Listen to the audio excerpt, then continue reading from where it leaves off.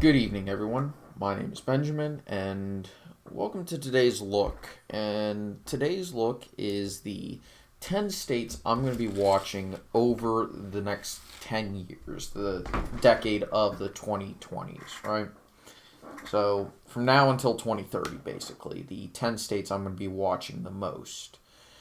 And these are in no real particular order, though generally it's from the state that I'm going to be most interested in to the state I'm or from the state I'm least interested in watching, or more accurately, that I think is least interesting on this list, to the state that I find the most interesting or most important. That's not to say that any of these are unimportant. It's just that these are states that I am very much interested in looking at. And I've not tried to be, you know, I've tried to be relatively even with what each state is considered, simply because, in my eyes, it's probably a fair comparison.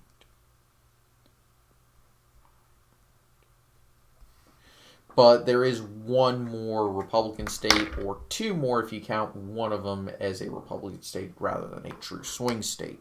Though there's also, in my eyes, you could argue that there's three or four swing states on this list. But anyway, we're going to go ahead and start. I'm just going to highlight who won the state, who won the state in 2020. We're going to start with Kansas. Now, why am I considering this a state to watch in the coming decade? Well, the simple answer is it does appear to be getting more competitive as time goes on.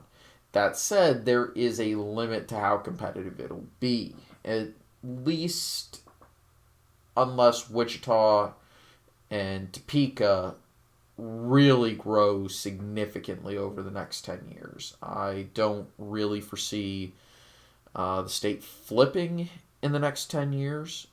Anything is possible, but the truth is, at the presidential level, I really just don't see rural Kansans who still outnumber urban and suburban Kansans by a significant margin. I don't see them voting for Democrats in the next 10 years, simply because I don't see the Democrats nominating another Joe Biden type. Period. I think the most moderate they'll go is Pete Buttigieg. But at the state level, I could certainly see Democrats being competitive in a lot of statewide, state level races, such as governor, lieutenant governor, attorney general, that sort of thing, as well as being relatively competitive in state legislative chambers. But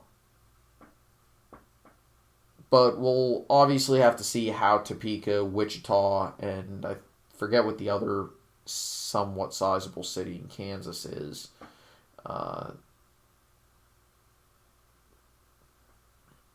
Kansas City area, I guess. We'll see how how quickly those areas grow, and whether or not it becomes more competitive than I'm expecting it to be. But because I don't really expect it to be super competitive or even flip by the end of the decade, I do think it'll be potentially within 10% by the end of the decade, but that's about it.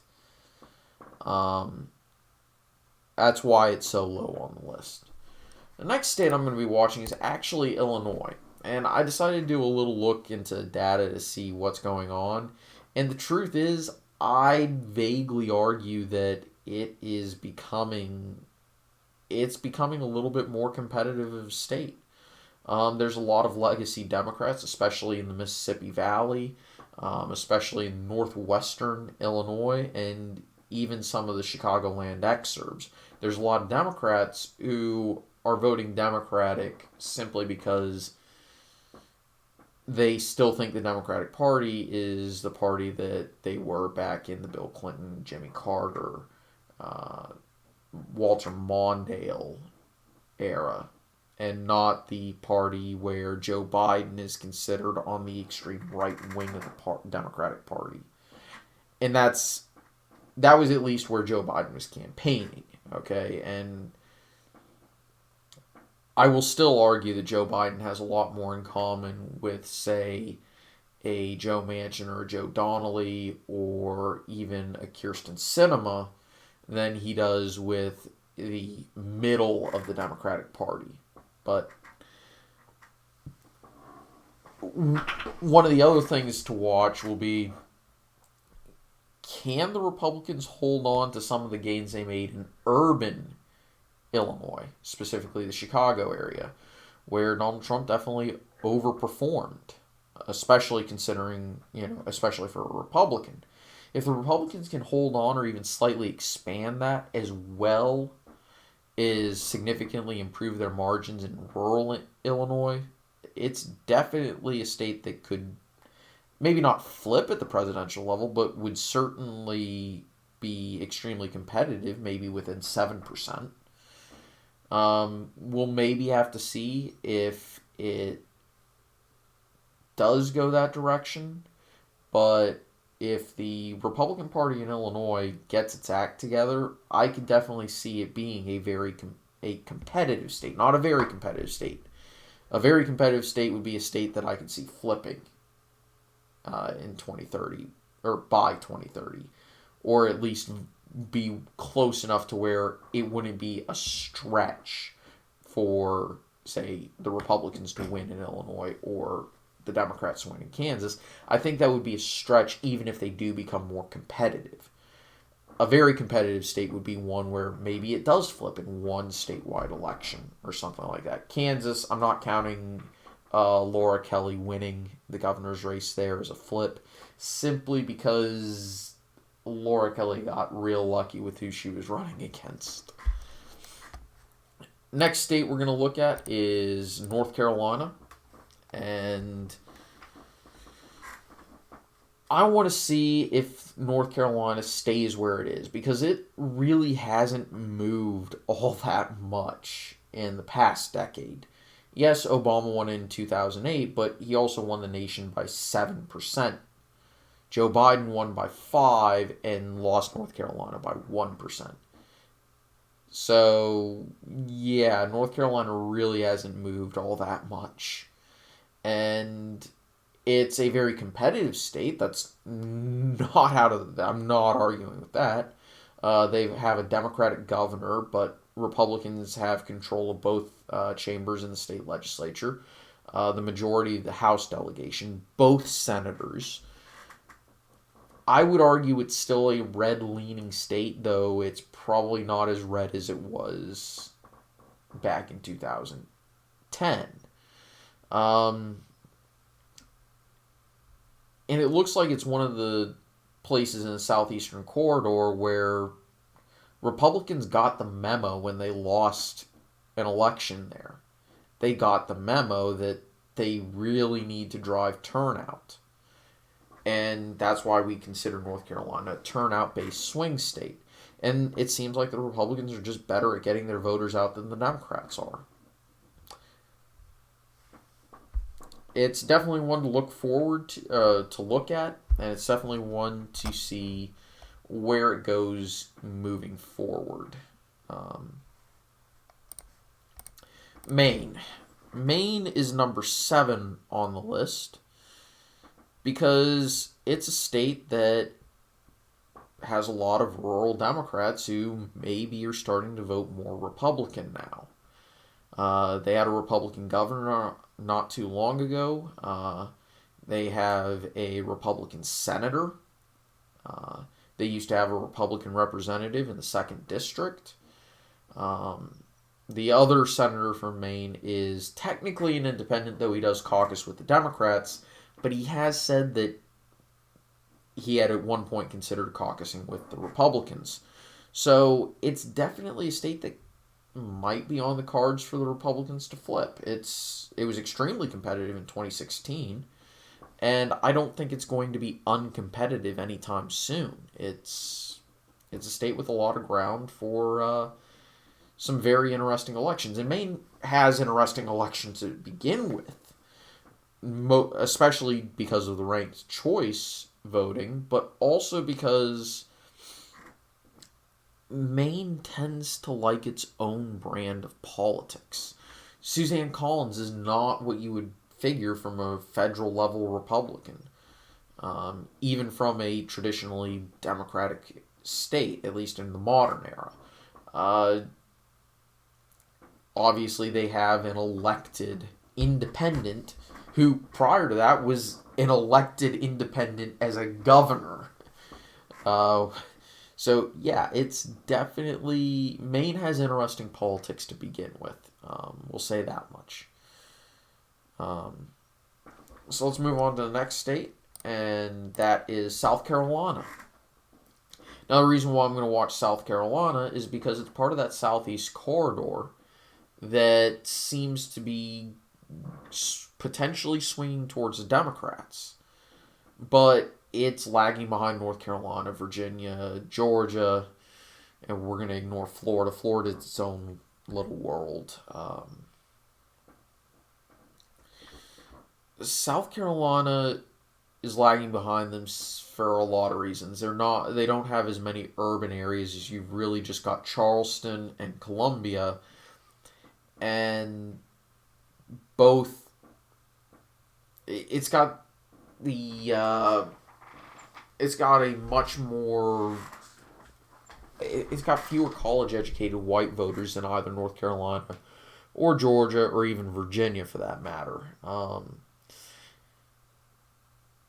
It's got a black belt like most southern states. And it's really just a discussion about when are the suburbs in South Carolina go the way of the suburbs of Georgia or North Carolina or Virginia. But the other reason why I'm interested in South Carolina moving forward is because I have a gut feeling that the next Republican president is going to be from South Carolina. And there will be a next Republican president. I think anybody saying that the Democrats are going to dominate from here on out and they're going to flip Georgia permanently, flip Texas permanently, flip Arizona permanently, eventually get North Carolina permanently, I think those takes are a bit... They're hot takes, but they're really bad hot takes. A good hot take has a reason behind it and has data to back it up, just like my hot take in Illinois that it's going to be very competitive. And another hot take I'm going to have down further on the list in a few states. South Carolina definitely should become more competitive. I will absolutely believe that. But like I said, I think the next Republican president is going to be from South Carolina, basically.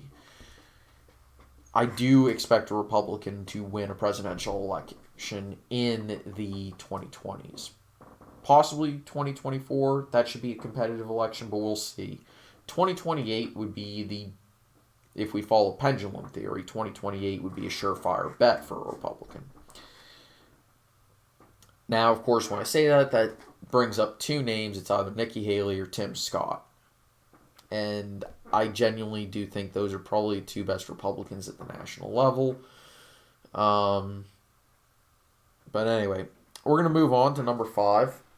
And now that we're in the top 5, these states really are going to be interesting. And I'm going up to the Midwest. We're going to talk about Minnesota.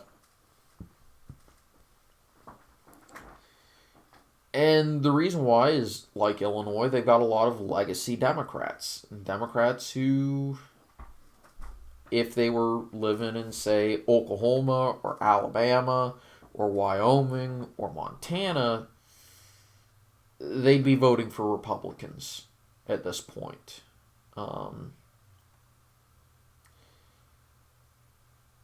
But they haven't quite yet because Minnesota still has that old school style Democrat who appeals to the working class and who is able to hold on to the urban centers at the same time.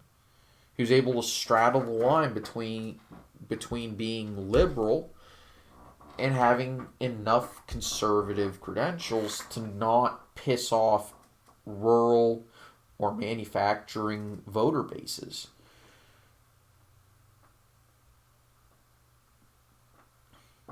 But they're becoming a dying breed.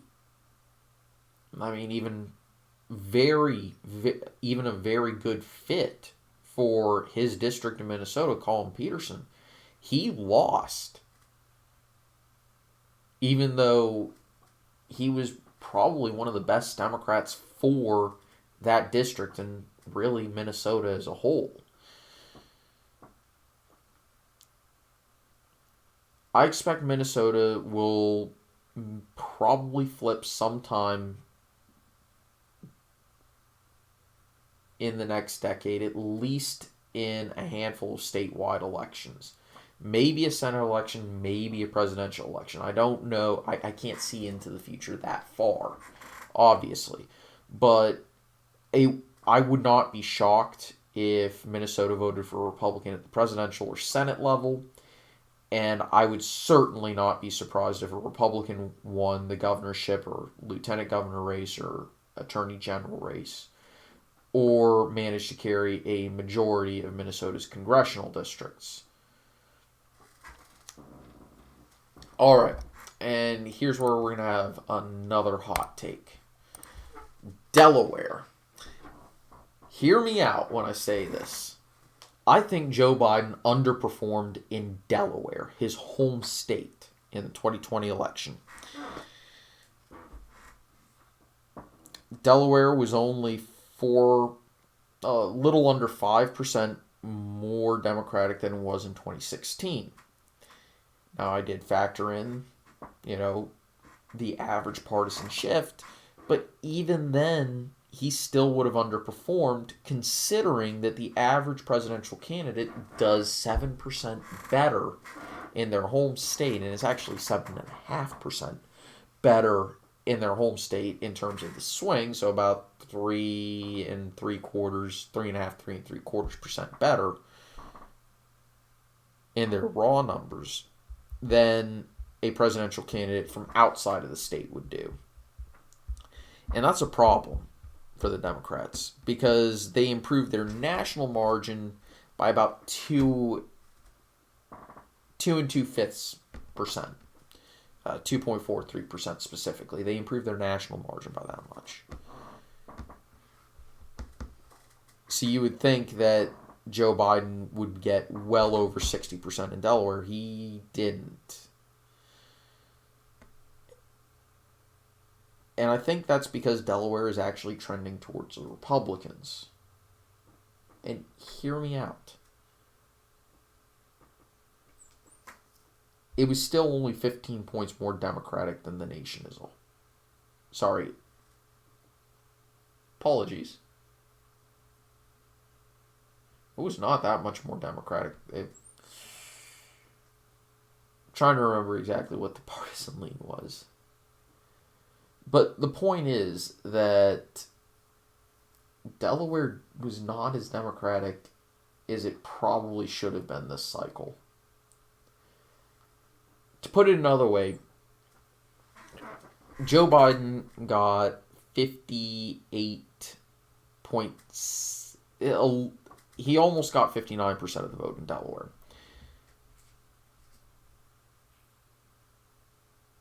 Barack Obama was in 2008 was not that far behind Joe Biden. Now, factor in the fact that Joe Biden was the vice presidential nominee from that state, and you can take off a little bit of that. But that makes it worse, because in a national environment where the Democrats won by 5%, as well as, the 7% swing that a president top of the ticket will get in that person's home state, Obama effectively outperformed Joe Biden in Joe Biden's home state.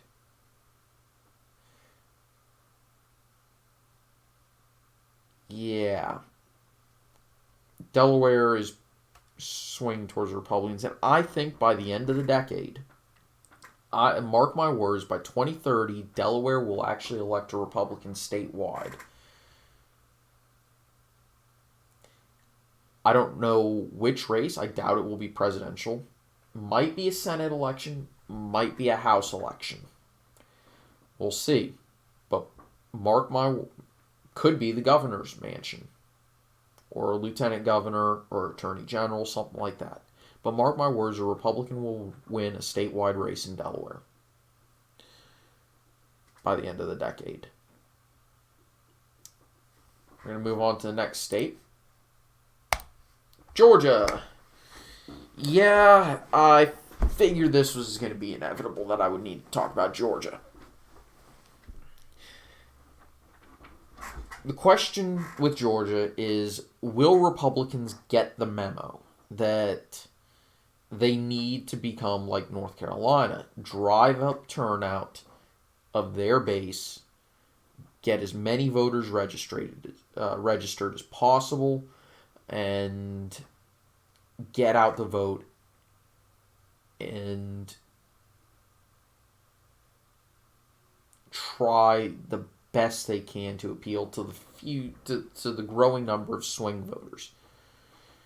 Georgia might be a little bit hard because it's growing pretty damn quickly, and the Democrats seem to have a very competent registration and get out the vote effort in the state. We'll see if the Republicans can play catch up.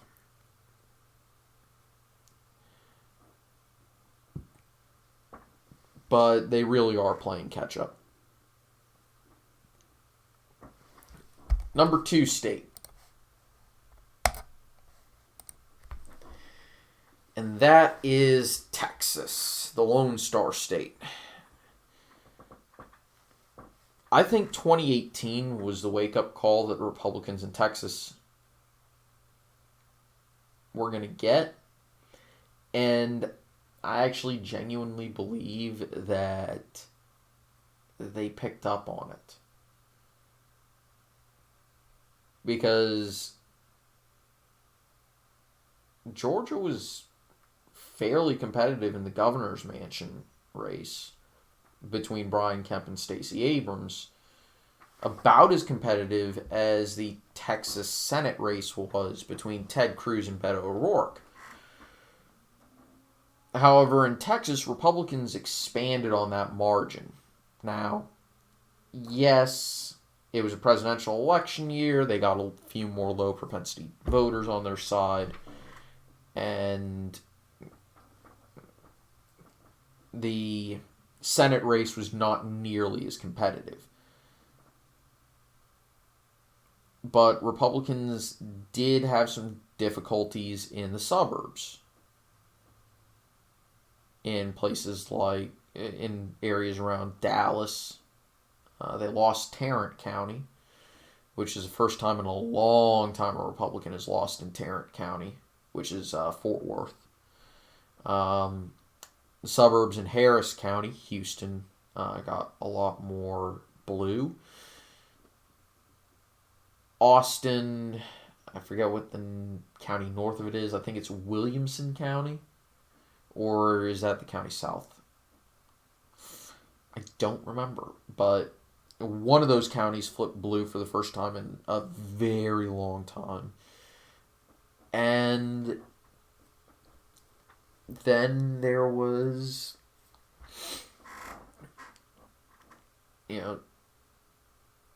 but the weird thing about Texas was that the Rio Grande Valley kind of changed. There was one county that was 55% more Republican than it was the last time. It went from like a 70-30 win for Hillary Clinton to a 55-45 win for Joe Biden. It was a massive, massive swing. I want to say that was Starr County, and I think Trump actually won Zapata County for the first time since 1924 was the last time it went for a Republican. The big questions in Texas are, how blue do those suburbs get? How far away from the Republicans are those going to go? Second, will the growing population of these areas change the state's politics? 3, will the Rio Grande Valley continue shifting towards the Republicans as you get the Hispanic population becoming more like the white population in Texas, where there's a rural-urban divide?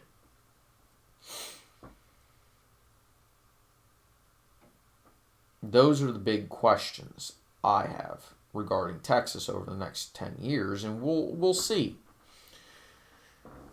But I think the Texas Republican Party is a little more competent than the Virginia GOP, the Georgia GOP, and some of the other Republican parties that we've seen nationwide. I'm going to put a few honorable mentions for each party up there. I'm going to put, or more accurately, a few honorable mention states. New York, basically review what I was talking about in Illinois and Minnesota, except a much larger urban area and much less Republican-leaning rural areas. Utah, it's a state that could be competitive, but we'll have to see what happens in the Salt Lake metro area. Alaska. Yes, you heard me correctly. It's not as reliably Republican as you would think for such a large, rural, unpopulated state. And it's also weird that the urban areas are the ones that are Republican-leaning and the rural areas are the ones that are Democratic-leaning.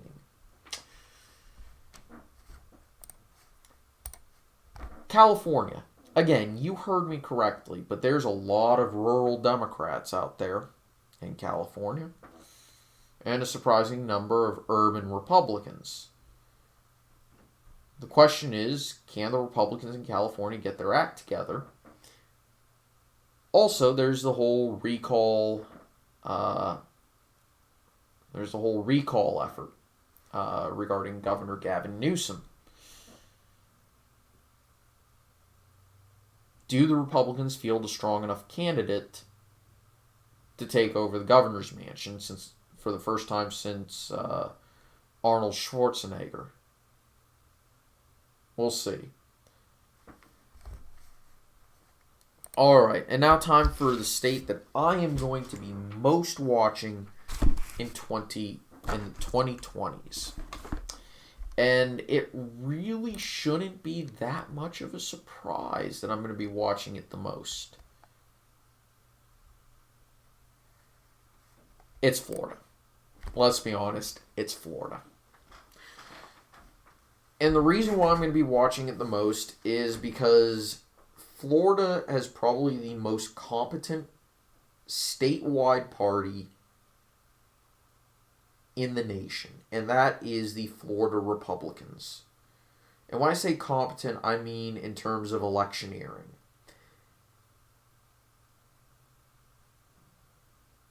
They, even despite trailing Democrats by sometimes 200, 300, 400,000 registered voters, they kept winning elections statewide across the board, state level, federal, presidential. They continue to win the state legislature. They continue to win governor's mansion. A Democrat hasn't occupied Florida's governor's mansion in 28 years.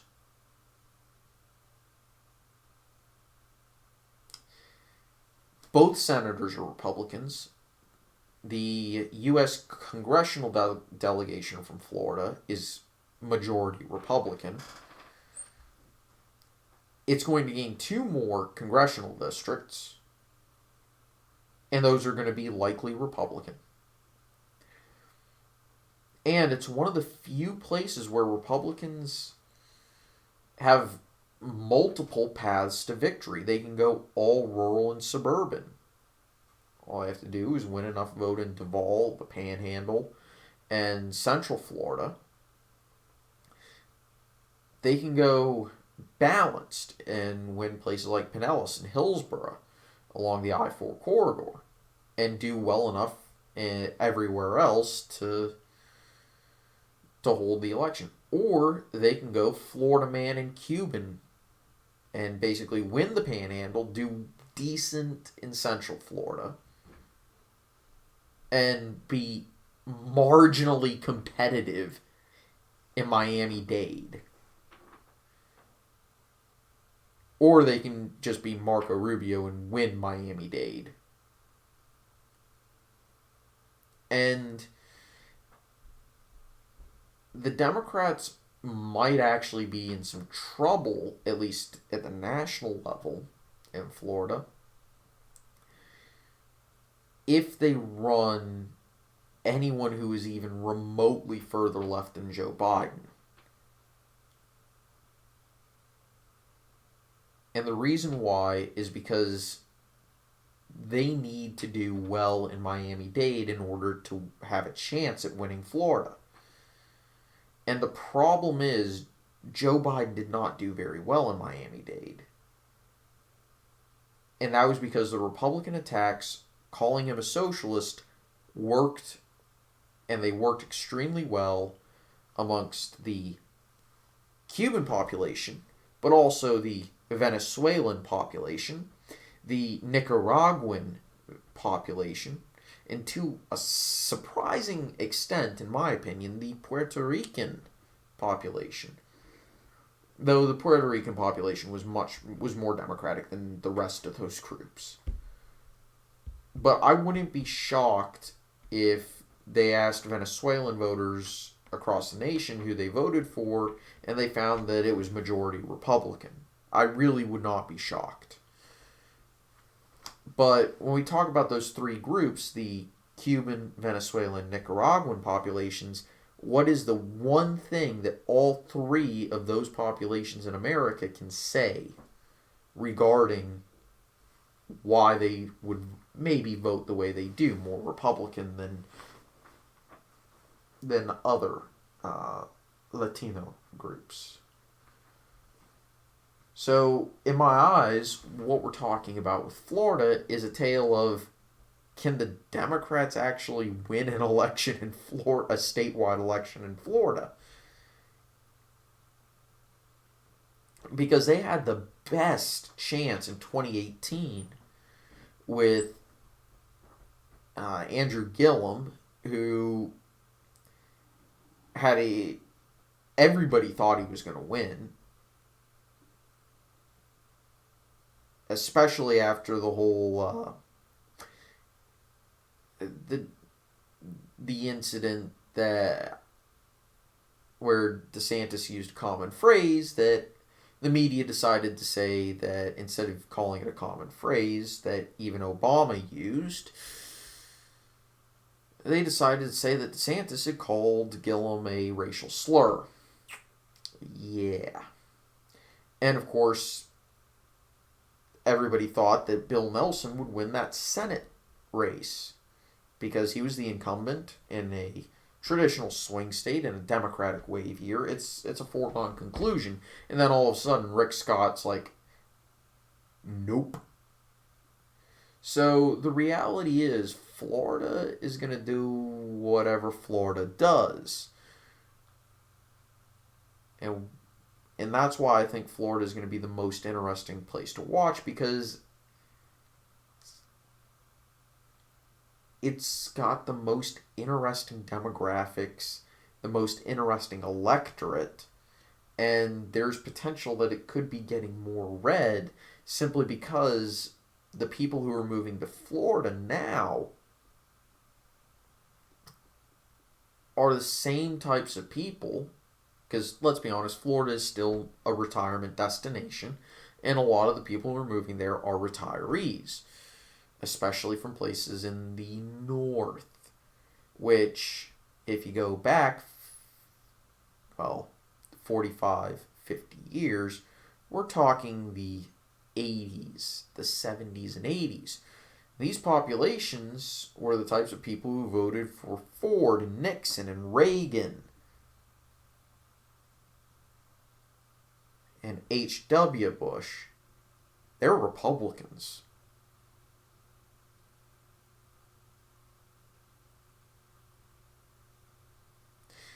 So, yeah, it's going to be a very interesting state to watch just to see, okay, can the Democrats stop this? Are the Florida Republicans really good at elections as we think they are? And will Ron DeSantis run for president? Will Rick Scott run for president? Will Marco Rubio run for president?